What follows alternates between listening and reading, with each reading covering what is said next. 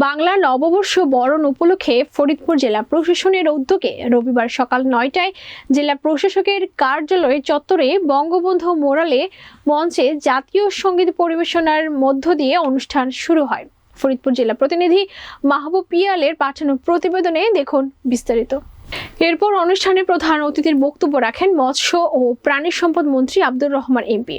ফরিদপুর জেলা প্রশাসক মোহাম্মদ কামরুল আহসান তালুকদারের সভাপতিত্বে অনুষ্ঠানে বিশেষ অতিথির বক্তব্য রাখেন ফরিদপুর ৩ সদর আসনের সংসদ একে আজাদ, ২ আসনের সংসদ শাহাদাব আকবর লাবু চৌধুরী, ৪ আসনের সংসদ মুজিবুর রহমান নিক্সন চৌধুরী, সংরক্ষিত আসনের এমপি ঝর্ণা হাসান, পুলিশ সুপার মোহাম্মদ মুর্শেদ আলম ও জেলা আওয়ামী লীগের সভাপতি শামীম হক। এরপর মন্ত্রী ও এমপিগণ বেলুন ও ফেস্টুন উড়িয়ে মঙ্গল শোভাযাত্রার উদ্বোধন করেন।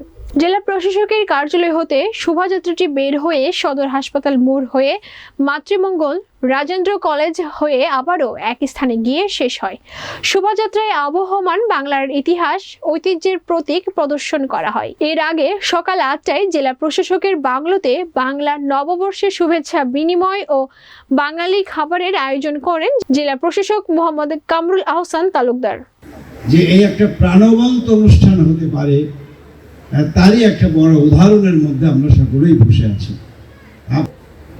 একটা জায়গায় আমাদের যাওয়া যেটা চলমান থাকবে, সেই পুরাতনকে ঝেড়ে মুছে আমরা নতুনকে আঁকড়ে ধরব, এটাই হলো আমাদের এই বর্ষবরণের মূল কারণ।